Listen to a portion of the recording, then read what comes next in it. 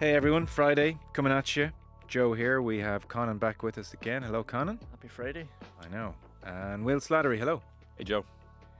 In your feed already today, Rich Beam in conversation. We were talking to him about how when he won the USPGA, suddenly major kind of hangover, as he put it. Didn't feel good about golf for years afterwards. Really interesting. Kind of a parallel with Rory, Augusta, all that kind of stuff. So that is in your feed.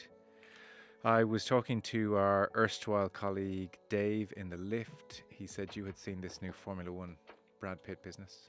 Erstwhile means former. No. I think it means decent, worthy. We're doing live Pedant's Corner now. Erstwhile? It means former. No. Yeah. Surely I can't be misusing all these words. I think erstwhile, I'd be 99.9% sure it means. You, sorry, pass the mustard. Yeah.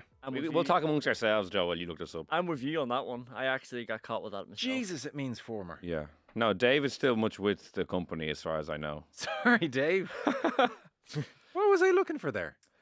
In your defense, I only know that because many years ago I used it in the same context. I thought it meant like kind of a good colleague, like a kind of a guy with gravitas, a guy with... Oh, there's a Great standing. first cousin to that word I'm not thinking of.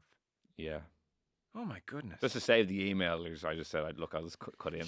It doesn't pass the mustard. That's what I'm saying. What a bad start. It was cut the mustard and pass the muster. They were... Ah. I've I think there was a mixed metaphors there. Erstwhile. But you don't cut mustard. Must be a second. Yeah, I've never cut mustard. Now I'm concerned that it isn't cut the mustard and I'm making it. No, you're right, because someone else emailed in saying Yeah. it's not as egregious as Yeah. first thought. Well, are you looking up synonyms or antonyms or Yeah. whatever? An antonym to erstwhile. Well, it means a current colleague. Erstwhile. What the hell was I trying to think of? Ah, shake it off. It's Friday. You'll It's be free. Friday. Yeah, live a little. He's like, no. No, I won't. No. What am I thinking of? I will have to move on. Well, we ought to probably. Yeah. Sorry. What a tanked Friday already. What is Joe thinking of? Email into Indosport. Yeah. What was Joe thinking of when he called Dave Hanratty his erstwhile colleague? How many people would have let that pass? I would have. There was just 2 people here. 50% of them would have. It would have gone by them. Alana's shouting cinnamons into my name right now. Into my head. Sorry. But a synonym for erstwhile is just former. That's all I'm getting is former. Well, we don't need. Yeah, I need it's to know the- opposite you're looking for. No, but see, the opposite is just current. Erstwhile. I was sure. Let's move on. Yes. I was talking to him about the F1 film, which I saw last night. Yeah. So I said, and he had seen it too or something? He got an advanced screening. So I'd warned him not to even look in my direction yesterday. Well, no spoilers for anyone, Yeah. obviously. I'm looking at it and I sort of think 3.5 stars, not the most complex thing you've ever seen. Probably has its moments where it looks kind of good. Am I about right? That's a ballpark summation, I would say. It's entertaining, runs a fairly predictable course, often cheesy, but some of the F1 sequences are very, very good. Yeah. It's directed by the guy who did Top Gun Maverick, so you can imagine he's brought some of that kind of bombast I'd have guessed all that. to the track. I had a history teacher who said, he was like, I can open all your essays and within 30 seconds I can tell exactly what grade you're going to get without reading them. An erstwhile history teacher. What am I thinking? Do you know what the worst part is? What? Second I walk out of the studio, as we're going up the stairs, it's going to hit me. The word. Anyway. Yeah. I'd recommend people see it though. It's a good cinema movie. Like if you haven't been in a while, it's one worth going to see. I think. Yeah, I don't know. Did you see Top Gun Maverick out of interest? Yeah. Did you like it? It's okay. Amazing. Okay. Yeah, I knew he wouldn't like it. Okay. I knew Joe wouldn't Oh my like it. God. And that's a real litmus test of a man. When you said Brad Pitt, Top Gun, I was like, I'm in. I'm going to see this film. I would just stop. Lads, turn on your brains. Come on. Top Gun Maverick was critically acclaimed. Like you can say the Saipan movie looks like a B movie, but Top Gun Maverick was lauded. They're going for Top Gun. Nominated for Best Picture. It's decent. It saved cinema. It saved cinema post COVID. Every cinema in the world would be closed down if it wasn't for Top Gun Maverick. I think it's the last movie I saw in the cinema. Really? Yeah. You missed some good ones.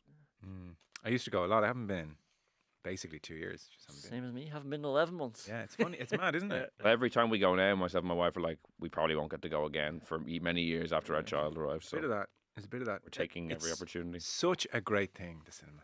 Yeah, I love it. I just love it. What kind of films do you like? Yeah, after your Saipan kind of comments the other day, I'm thinking black and white, probably not in English. I like good movies with depth. And Top Gun Maverick doesn't qualify. It was okay. It was good. You know, it was good. What's your favorite movie? Oh, it depends on the mood. Favorite's hard. Or pick one of your favorites. It doesn't have to be like your absolute favorite.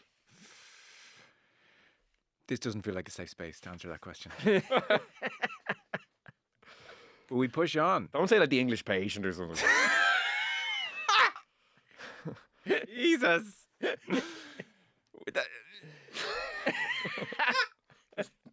Have an answer for next week. Oh, man. You ruminate on it over the weekend. Okay, I will. I think me and you are going to be generally opposite corners on this, with hopefully a healthy Venn diagram middle. I hope, because I don't want to be painted as some sort of, I only want you action like- shoot 'em ups. Your Like. hero's Jerry Bruckheimer. I get it.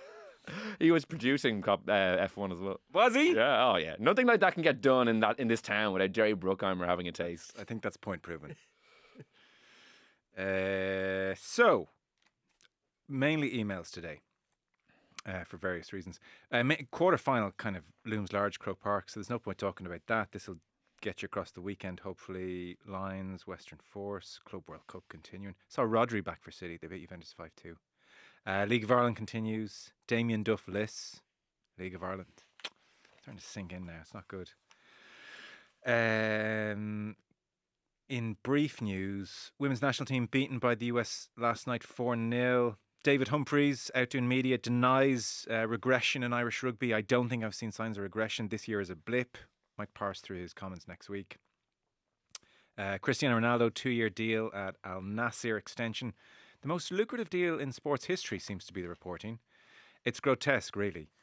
$500 million over 2 years. I think kind of 200 million basic salary, signing on fee 40 million, 4 million a year expenses, 8 employees. Equity in the club, 15% reported, which is significant. Private jet, yeah, it's gross. Alex Dunn is probably going to be a superstar pretty soon, 19 years old. So we've known about Alex obviously at F2 level the last year or so, where he's had 2 wins from Offaly, and this weekend, for the first time in 22 years, Irishman will take to the track in a Formula 1 practice session at the Austrian Grand Prix because Lando Norris in a crash last day out, so he's not doing the practice session. So Alex Dunn from Offaly at 19 will be in the McLaren. He's been part of McLaren's driver development program since last year, so this would be very, very exciting. Obviously, I think a big part of the glory days in this country is the fact we had Irish involvement. Ruud van Nistelrooy departs Leicester. He got a nicer statement than Kevin McStay. Everybody just hating on the Mayo County Board the last. This has really caught fire, hasn't it? Yeah, it was so shoddy though. So avoidable. Yeah, Jeez, like you're parting ways. Just keep your counsel and say something nice about somebody who's been such a servant to me. It's very easy to be nice about it. why were they not nice? What's the issue? Well, there was 2 paragraphs in it saying him and his management team had brought so much to the Mayo jersey and whatnot. There was some niceties in the statement that people haven't really mentioned, but the rest. But I think it was the headline said relieved of duties, mentioned it again, and the fact that it didn't refer to his recent health. As well, and not to be like we wish him well on his recovery or anything. That was the real glaring thing for me. Like that wasn't mentioned. Not so much the other stuff. It was just that they didn't even acknowledge that. That seemed very strange. Completely. He'd had to step back owing to major health situation and no good wishes publicly. That's oversight or deliberately cold. You have to think oversight. Yeah. Surely. But how could anyone think that's the right tone? How could it be an oversight when you know he's sick and you're putting it out? It's like nobody along the way thought, hang on, like how is this going to be received by him? Never mind everybody else. Yeah, by him. And I don't know who they were pandering to. Like sometimes you read a statement like that and you think there's a little small group of people who've wound each other up so much. Say we need to get rid of him. This isn't good enough, and they've written this in anger. And sent it out to everybody else who's reading it in the cool light of day. I don't think the fans would thank them for that on their behalf, Oh. It's not like, the fans will love this, we've got rid of awful Kevin McStay. It's not that. The guy, as I saw someone point out, like McStay has been given his time in effect to Mayo since he was a teenager, It was poor, really poor.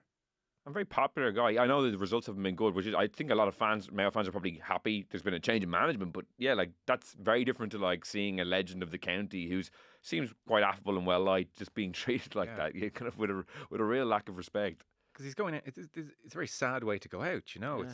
it's tough. So yeah, nobody could make sense of that. So really strange.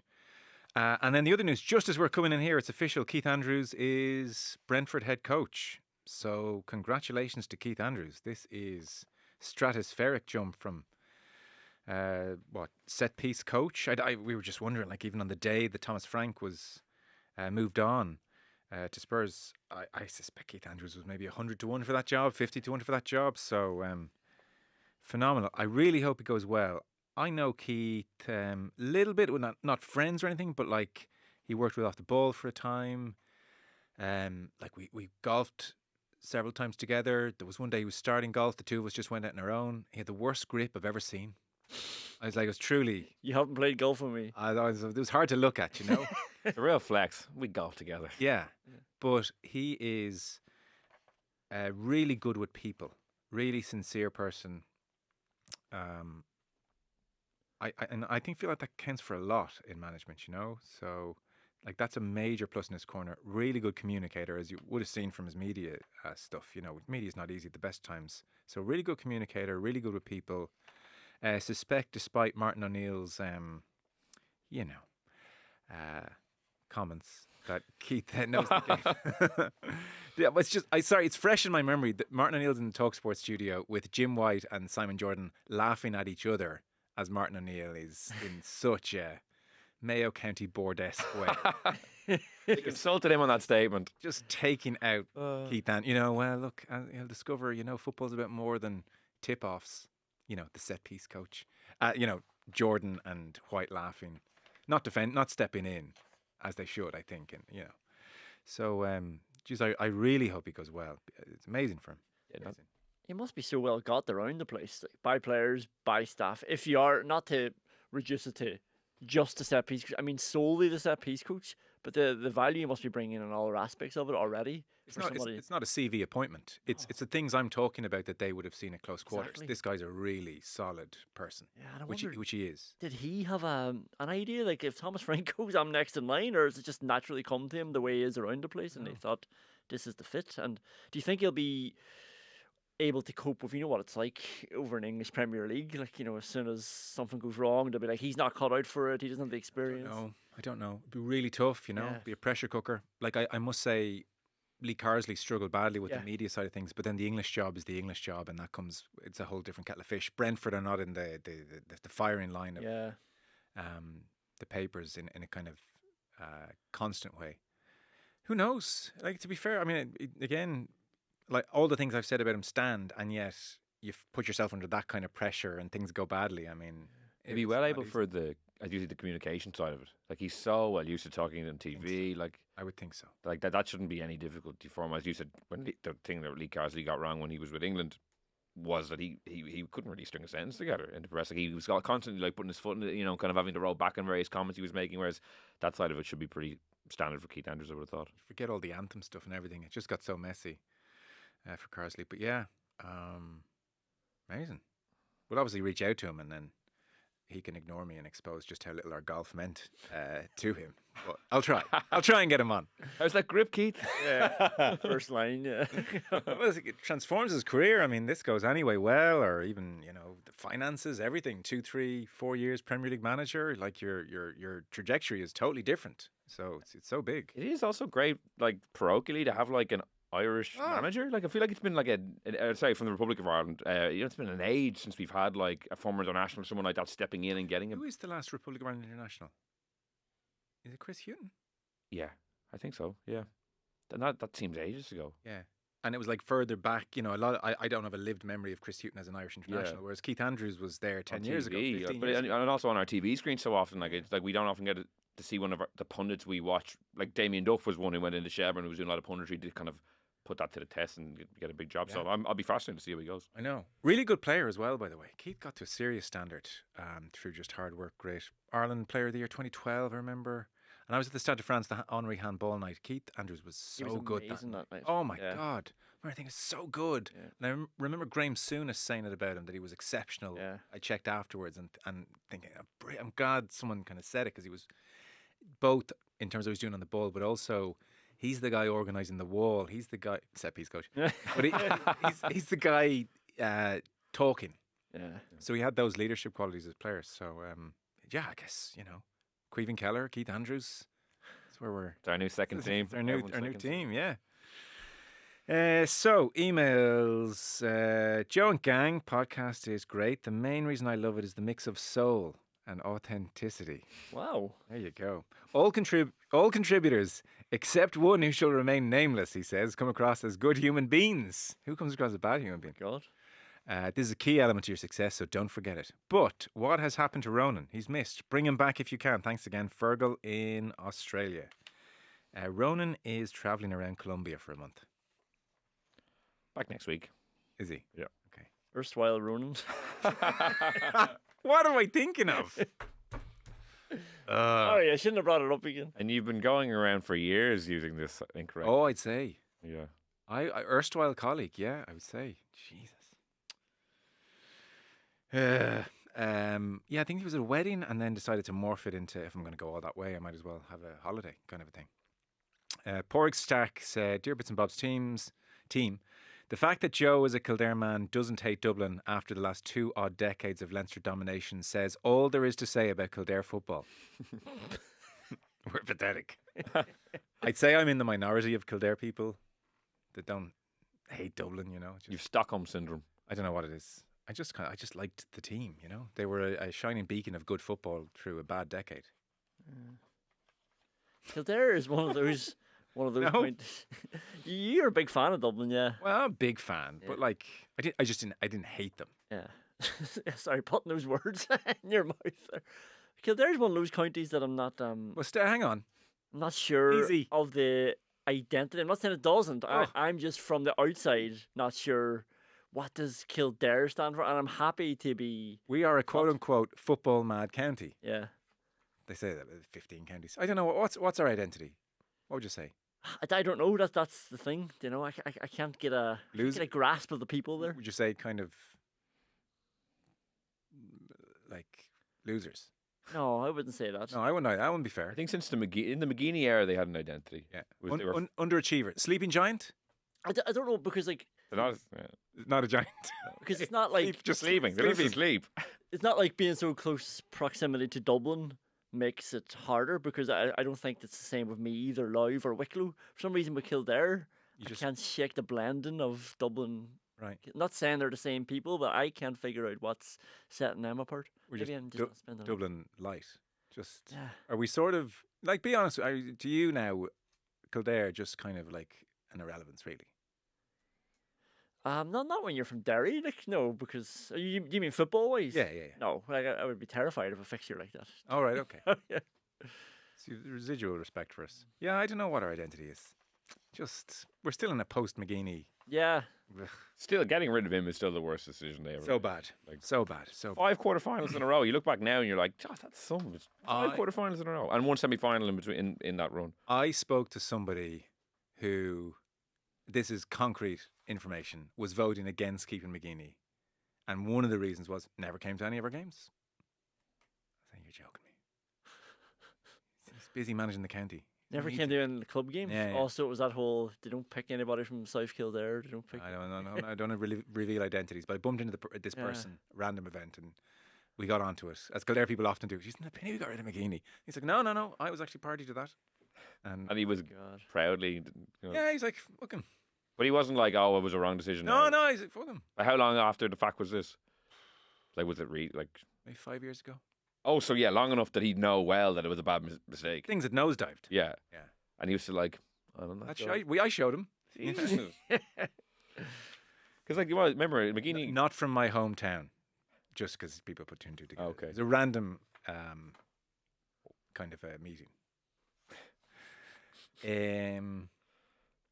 On the Saipan trailer business, this was very funny. To The Guardian.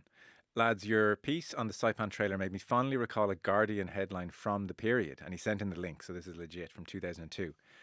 If you've kids in the car, language warning for the next 40 seconds, but you know.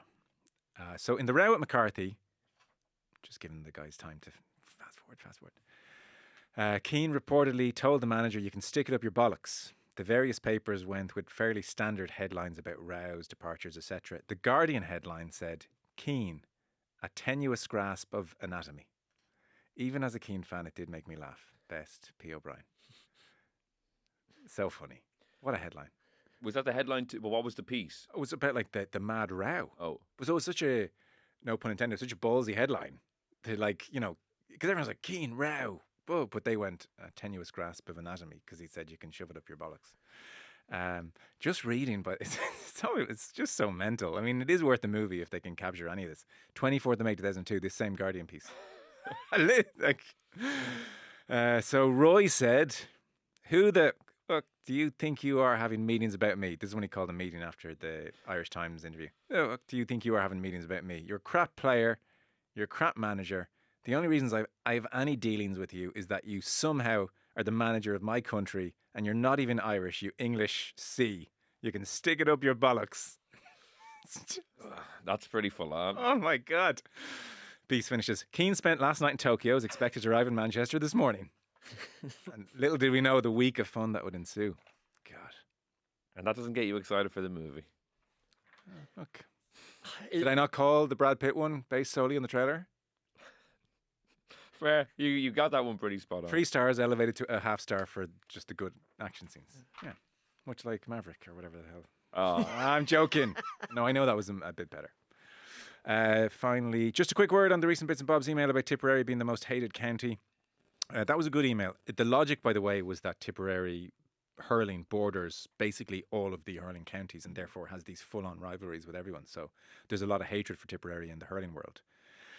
As a dyed-in-the-wool Dublin GAA man, I never had any strong feelings towards Tipperary one way or the other. I was watching the infamous even, England-Germany match from the 2010 World Cup, Frank Lampard and all of that, in the company of an older Offaly man who's a member of my local GAA club. I was explaining to him I really enjoy England when they stay in major tournaments towards the latter stages. Fun to watch the hype train get going and then hopes dashed as late as possible. But my Offaly friend took a long sup of a pint, looked me dead in the eyes and said, "Damien, the only time I would ever want England to win a match is if they were playing Tip. Best regards, Damien, Dublin 7. Good line. Good line. So, the thrust of today's Bits and Bobs emails, I told you this would happen. So, we're having a little get-together for Finals Fortnight. Do you like that? No? Finals Fortnight. It needs something. That week of... Finals Fortnight's decent. Yeah. I don't think it works for an Irish... It's a little American. It's American. Welcome to Finals Fortnight. Exactly. Something to capture that amazing spell where we have a hurling final and a football final back to back. So anyway, Finals Fortnight is a working title, not the title.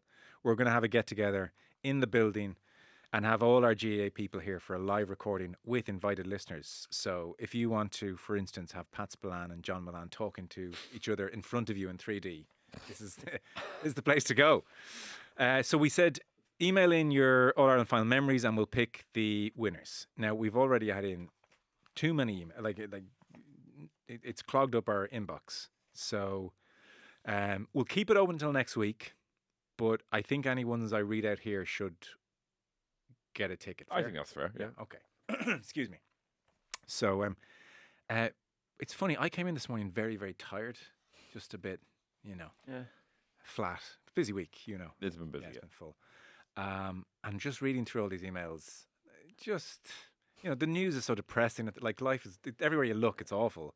It sort of restored a certain faith in the goodness or the richness of the human experience. And the country. This is the beauty of the GAA. I know, it's so twee to say it, but It is. It's just the way sport enriches your life in the best way. We'll use the phrase the tapestry of the GAA, which is earlier on. That's the morning was a lot of us just reading these emails. So, no particular order. Dennis from Cork, you were invited to our show. Your email is read out. So, he says, again, it was just an All Ireland final memory that stayed with your favourite. 99 All Ireland final, Cork Kilkenny in the hurling. I was 11. Myself and my brother went to the Munster games that year with my father. Back then, an adult ticket would get 2 kids in, I think, in Turles anyway. Things were definitely looser, he says. None of us had ever been to Croke Park. Night before the All Ireland, my aunt rings. 2 tickets. So we went up. Me, my brother, and my father. 2 tickets. We got to the turnstiles. Naive, I suppose. This is written in the style of a Sally Rooney novel. It's just no punctuation. It's just, but it works. We got to the turnstiles. Naive, I suppose. We were told no, someone couldn't go in. My father had 2 kids and 2 tickets. Couldn't leave us on our own. Something had to give. He started to give out a bit of stink. Nothing bad. He was just trying to say we had to go in, or none of us could go in. The person on the turnstiles went for security. While she was gone, I climbed halfway under the turnstile. Being 11, so he took this on himself. He started to climb under the turnstile. Being 11, I knew I was doing something wrong. So I turned to my dad, a law-abiding citizen. I'll never forget, I shouted, "Dad!" He looked at me and said, "Go! Keep going!"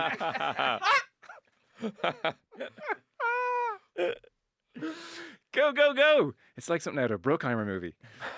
I climbed under, ran up the steps and waited. Apparently my dad told the person at the turnstile when she came back that my mother had picked me up in the interim. My brother and father followed, found me. We went up the steps of the Cusack stand. I sat on the steps between the rows the whole game, wondering would we get kicked out. Mark Landers lifted the cup. It was lashing rain. I've been chasing that high ever since.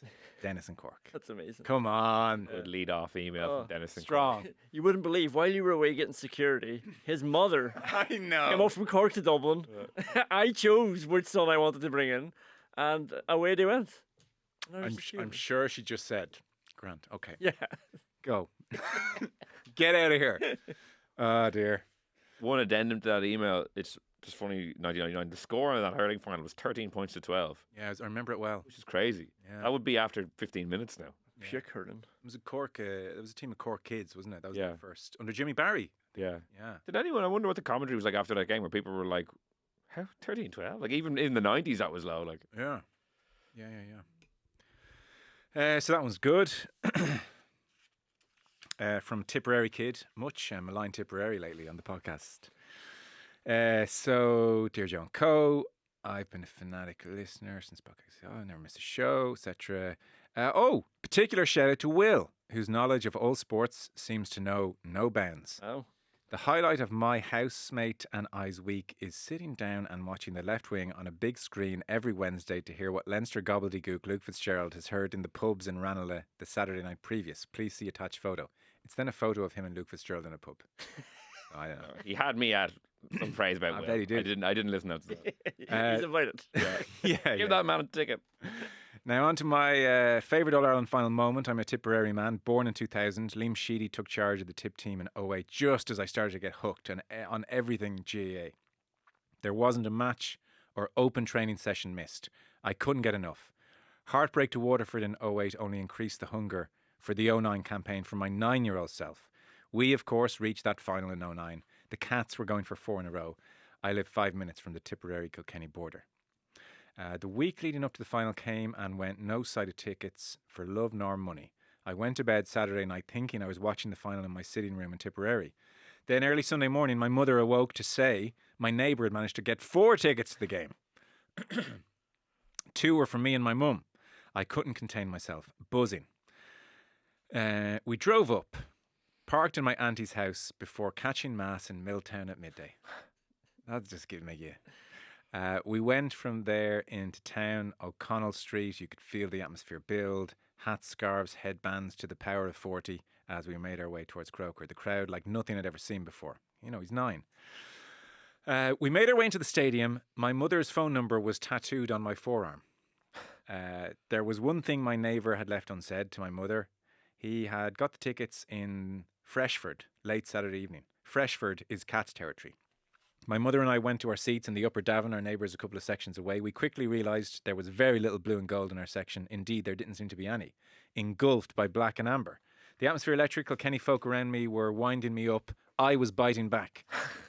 One man in particular, who was sitting in the seat directly in front of me, was getting a great laugh out of the 9-year-old Tipperary kid poking every ball.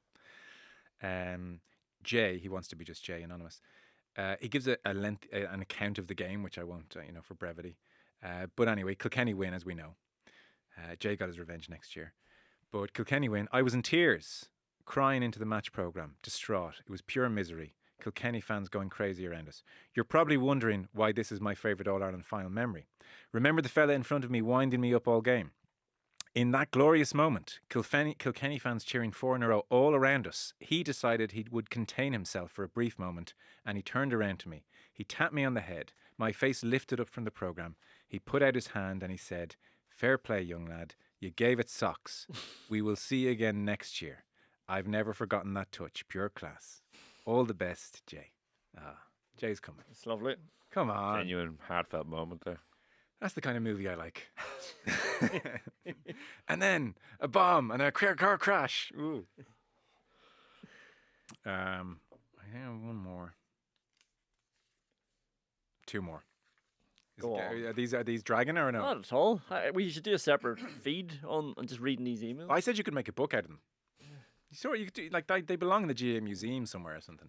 Joe reads GAA emails? No. You'd have to get... You can do the audiobook. You'd get Sean Oak to read them. Something like that, column writing about Dublin's 5 in a row. So, Kildare man in me was anti this to begin with, but it's nice. And he sent a picture of what he's talking about as well. So, again, it's not that this is like... sorry, I'm apologising for this email. It's a nice email, and it's not like a cliffhanger. It's just, it's a nice memory. That's all. Well, I don't know what this is going to be the way you feed this up. This is like... It's not a cliffhanger. Like, what's... When some Will says, Conan, tell him that funny story. Yeah. And then before I tell, I was like, oh, look, this isn't, All of that.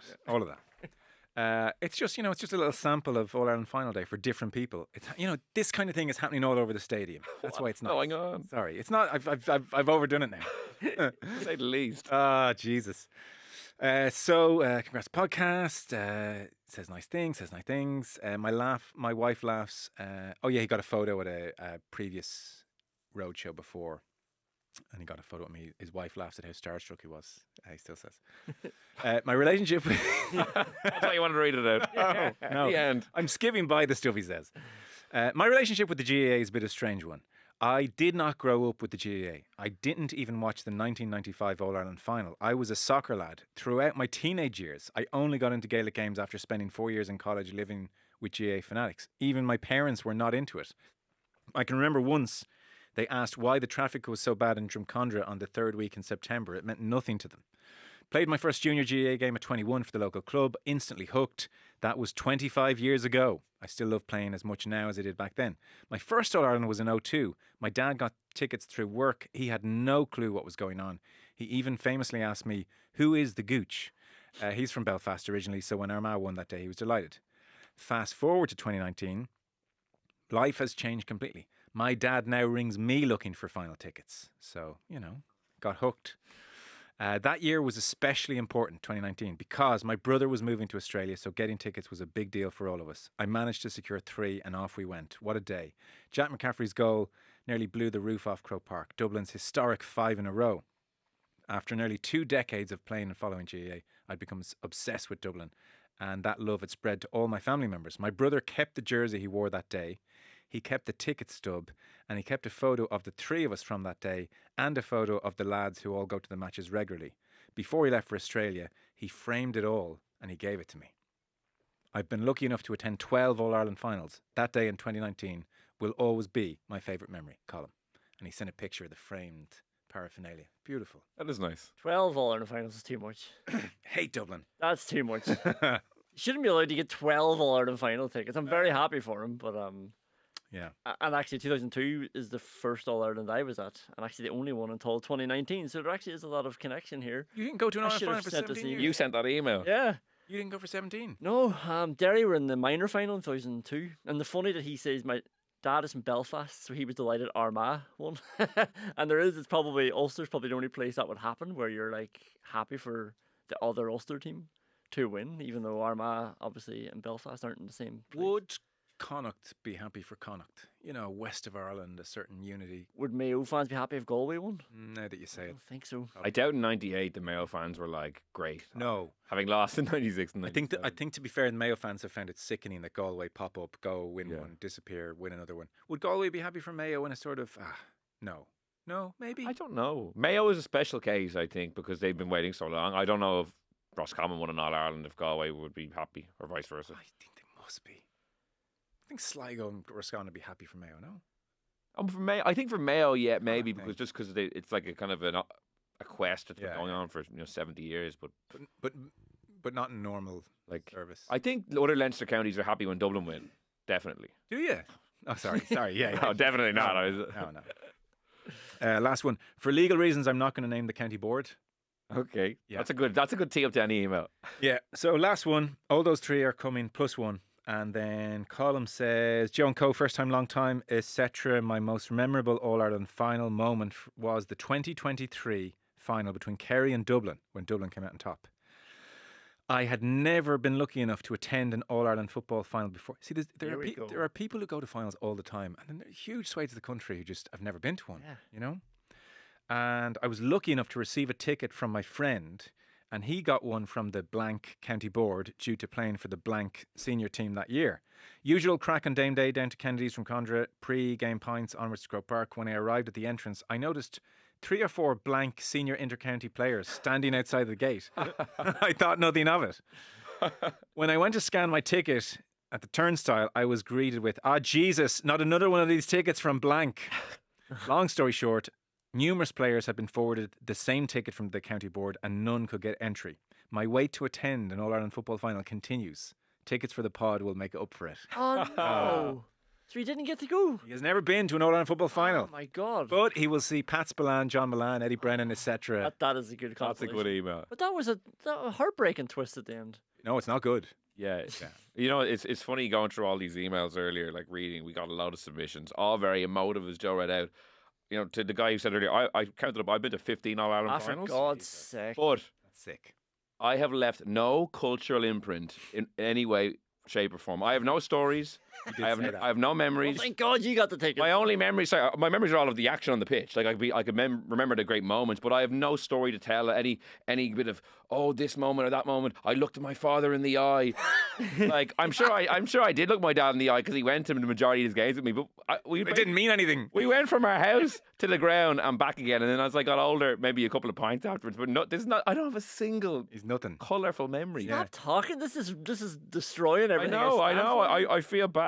No, I like that because people can how was the concert? It was amazing. It was so good. Did you not watch my Instagram stories? How was the restaurant? Oh my God, it was amazing. How was the All Ireland? It was amazing. Will is a great man, I think, to just be like, No. it's fine. I'll tell you the problem here. It's fine. Will is a man who's been to 15 All Ireland Yeah, finals. you've been to a lot, though. They've all blended into one. Yeah. My first one was 2001 Galway Meath, and even then, though, I enjoyed but see, Galway hammered them. Potter Joyce played Very really shit. well. I remember that, but like, Derry had Galway beaten in the semi-final. yeah, But there's been no mishap or adventure. We lost our tickets and we ran around. Yeah. no, there's been nothing. There was a guy who lost tickets and had a great story about a bunch of Tyrone fans. Oh, that was good. Oh, I Well, want to hear that.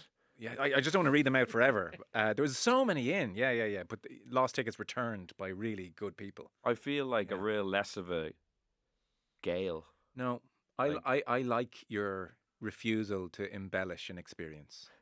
I think it's a mark of the man. But it's not that I'm refusing to. It's just that I've nothing to embellish. I like it, other than the games themselves. I all remember vividly. Like I could, the 2019 drawn final, absolutely epic. 2005 Kerry Tyrone, unbelievable game. Like Mayo Dublin 2017, absolutely electric. But I don't before or afterwards. There's nothing stands out to me. Yeah. Like, it's a very nondescript journey. It's a journey I take to work every day as well. Like, it's very dull. To make your way from Rathmines to the Tapestry area. I take to work It's every day. straight. It's just a straight road. This is the All Ireland football It's final. a straight road for 40 minutes. We felt so alive. Yeah, as I got in the 15 bus for the 1 millionth time. Yeah. What was your first All Ireland final? Jeez, I can't remember. Nothing in the 90s. See, my Mayo household, so it was always like scramble for tickets. Dad got to go to those, the Mayo ones. We watched. Kildare didn't go 98. Jeez, I don't think.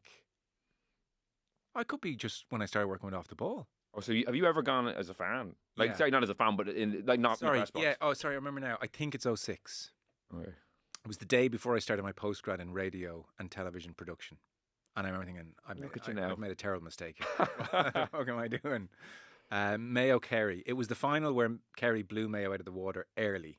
David Brady came on at fullback, gave Kieran Donaghy a big shove, but the game was done. And we all went on the pitch afterwards. Me and my mum and dad were on the pitch, and I do remember there were, not me, but there were tears of like, it was 10 years of just been losing in finals. So Mayo Kerry over it after 10 minutes. Yeah, it was 2-4 to no score after 10 minutes. Is that right? Yeah. Like shocking. That's crazy. Like you're sitting there going, fucking Mayo. Mayo got a couple of goals late enough in that. They scored 3 goals in the first half in that game. Yeah, they had First And they were still trailing by like 10 points at half time. Mickey Moore, I remember a cut to Mickey Moore, and it was like, oh, could they? Mayo weren't really good enough to be in a final those years. Like Kieran McDonald was exceptional in the semi-final against Dublin, but you know, you never went in thinking Mayo were going to beat Kerry. It was a lambs to the slaughter day. It wasn't like the 90s against Meath and Kerry where you had real hope. And even against Dublin, like those games were all. Oh yeah, yeah. But then I got a whole bunch as just working at them. That's not the same though. No. Like you're there to work. What would you have been doing? Like kind of doing what were you? Pre and post match chats. Yeah. So no, it's different. It takes you out of it. Like as in. Yeah. It's funny when we were chatting off air. Like you haven't gotten the experience there. Like for such a Gaelic football mad individual, you haven't got the experience Derry on a final day. That must be like the holy grail. Yeah. I think so. So that's why I was saying I've never been as wound up as I was after the 2023 semi-final when they lost to Kerry by 2 points, and they were 2 points up 6 minutes to go. And I spent the next 3 days arguing with people on Twitter. I was like, "What am I doing?" Like, once you sent the 19th screenshot of a foul that wasn't given, you've taken a bad turn. Yeah, you had the right chance then. It was all going well. And that was the game that killed Gaelic football. No, that was the quarterfinal electric game the year before. Yeah. Oh, sorry. Yeah. Kieran Mina was in charge. Rory Gallagher got lost his job in the Ulster final that year. Yeah. All right. Well, we might read out a few more of them next week. So just to finish, somebody was saying they really enjoyed Conor Nyland during the week. Top, so informative. Can now watch Wimbledon through a different lens over the next couple of weeks. Yeah, he does give amazing technical insights. I had not realised they changed the grass at Wimbledon at the turn of the century, for instance, and that's why the serve and volley merchants have died off. Stuff like that littered through the piece. Yeah, I had just thought like Federer had just almost made them redundant. Even his insight into the different surfaces, like the ball bouncing certain levels on clay. Yeah, that's something I would have necessarily known about. No, it's amazing. And he gave 15 minutes as well. We should actually, I know you got loads on at the moment, we should put it up as a separate video, just why Ireland's not producing elite tennis players, because I think there are 67 countries who produce players currently ranked higher than our current number ones in men's and women's. Yeah. Like, it was a really grim picture he painted of Irish tennis. There are no facilities. Yeah. So it's just like outdoor AstroTurf, which is not the way to learn tennis. He said, like on that surface, it's often wet. He said, to use his phrase, slapping a forehand down the line is often going to win you a point, but that's not a good grounding to elite tennis. And we looked into it during the week. In Munster last year, the province, it's the first in a long, like decades, the first indoor tennis court we opened last year in all of Munster. So if you're the next Roger Federer and you're born in Munster, you are goosed. You just can't get the hours up. And he also said the best surface to learn tennis on is clay. Why? Slower rallies, more variety to the shots. So you'll have to master different things as opposed to, as he said, slapping a fast one up the, a wet AstroTurf pitch. It'll make you a more complete player, give you a proper grounding in the game. And you can build indoor, like there are lots of indoor courts with artificial clay, which replicates clay quite well. So it's not like, clay, we can't do clay. We could do clay if we were funded in any kind of way. But yeah, last year in Munster, first indoor courts opened. A few more in Dublin. Connacht, you're goosed. Ulster, you're goosed. So, reading between the lines, he was like, look, we could do certain things like host tournaments here and give our young talented players more access to tournaments, etc. But like the unsaid part was, I took it as if you're an elite player at 11, 12 and you've managed to kind of keep pace with the continentals to that age, get out of the country. Yeah. Really, that he didn't say it, but I took it to mean get over to the Chris Everett school or the IMG school get out, which is really sad. Well, the grounding he painted that you get from one of those schools, I don't recall the tennis player he mentioned that was over in Dublin recently. He was talking to and it was just crazy. It was like, up before school, 3 hours tennis, like probably your private coach, and you do a couple of hours schoolwork, then you're playing with your other classmates, and then you have another private tennis lesson in the afternoon. That's like what they might do in like the Bollettieri Academy or one of those big schools you referred to. Like you're absolutely not going to get there. When you asked them about opening the Conor Nilan Tennis Academy, I was like, could that be a thing? But you'd need to take on hundreds of kids probably, and and charge them charge them a lot. Yeah. So it wasn't like we'll get there. It's like we're third world at the moment. God. And Sean, part of the team, found a quote from 1983 where John McEnroe was over playing Davis Cup match. And at the time he said to an interviewer on RTE, my town has more indoor courts than this country. And I'm from a small town. And fast forward 40 years, it's every bit as bad. God. Yeah. So I know we'll have League of Ireland clubs, academies, we need funding, everyone needs funding. Tennis has been completely neglected. In my golf WhatsApp group, there's it's funny what Gary emailed in. There are people convinced this is what is happening. I don't think it is happening. Hi lads, love the shows, etc. I echo all the good wishes. I am a 60,000 kilometres a year in the car with work guy. So you've no idea how important the company is. This is one for bits and bobs, and maybe one to pull out in hindsight when the news breaks. As a middle-aged man, well-versed in the theatre of setting up an exit from a bad relationship or two down the years. It's like, now we're cooking. He doesn't develop the point. I have a nagging sense that our man from Hollywood is acting like this is his word, not mine, acting like a brat and picking fights to allow for the exit door. No motivation left. He's earned the right to do whatever he wants, uncharacteristically detached, etc. If I'm not wrong, Rory is off to live. I think he's done. There is the stink of a set piece around the way he's acting. The payday awaits. Wait and see. Smiley face. Thanks, lads. Keep up the great work, Gary. Yeah, I have two friends convinced of the same thing, Gary. I must say, I don't see it. I think this is just all Masters related. And it's going to be fine very, very quickly. I think, anyway. But got to be some turnaround. I don't see any way that happening. Too much of an about. God, it would destroy his reputation. Yeah. So thoroughly and completely that I just don't. I wouldn't see that. No, I really don't. I'd be amazed. But it would be outrageous. It would be God. How many shows would we do that week? Do an emergency pod that week. It's such a funny strategy, though, isn't it, for breaking up relationships? I know we all watch Marriage at First Sight here, but to behave like a brat. But yeah, the men in that show often do that to try to annoy the woman and then set the scene for a breakup, whereas the woman will just break up. Is this Married at First Sight, the reality thingy? Yeah, where they meet for the first time on. I watched I watched the Australian one once. You? Yeah, it would. It's great, isn't it? It would eat away at brain cells, wouldn't it? It's so bad. I love it. Yeah, no, I get it. We're at kind of 47 minutes. What's your appetite? Well, what's in your hand? Well, this one can be done very quickly. James F. was one of many people who wanted to put some respect on Ian Morris's name because it was Ian Morris who got Shelburne promoted, not Damien Duff, as somebody on the podcast said. And it's not for me to throw Conor McKeown into the bus. He doesn't listen. I have a suggestion of a GAA rule change, which weirdly two people emailed in separate to each other.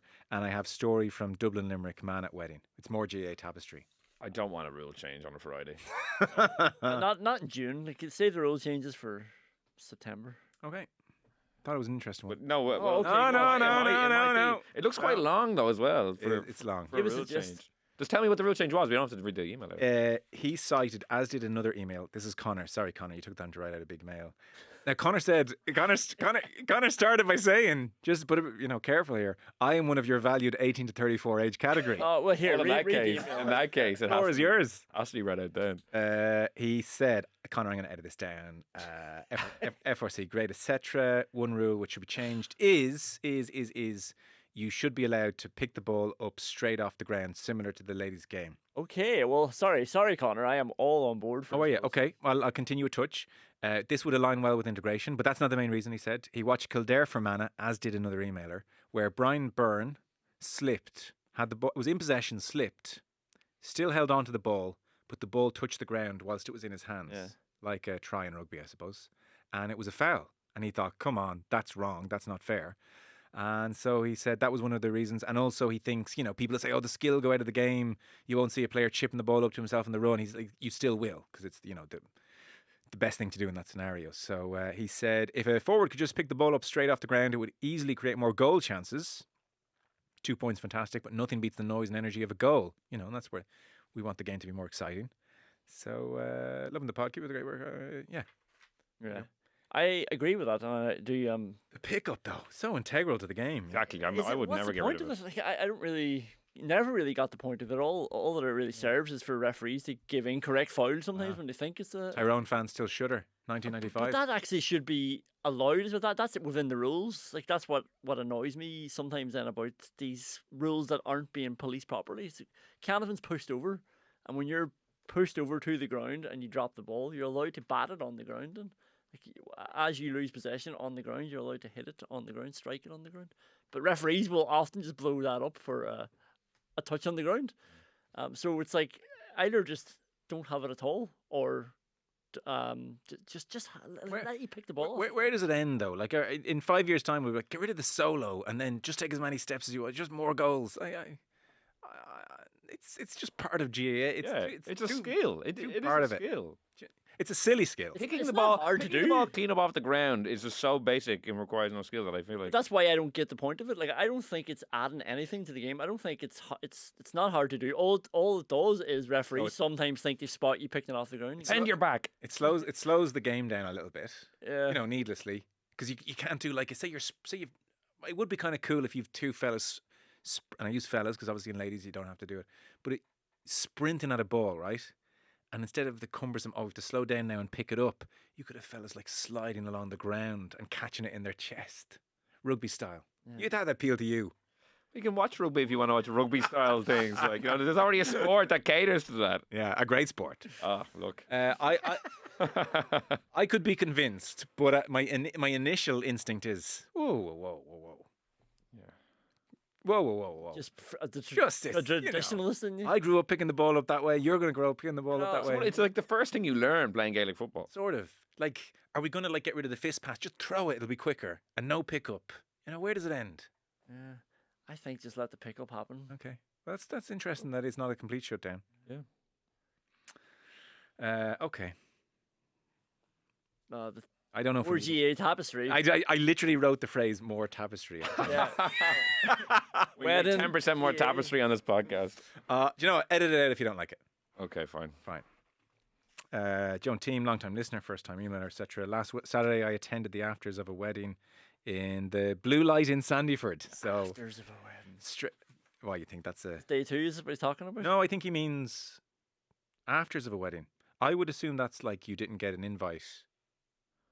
Oh, sorry. Read on. No, sorry, though. He's there for the speeches. So I think it's just like after the church. Yeah. That's what he means. Yeah.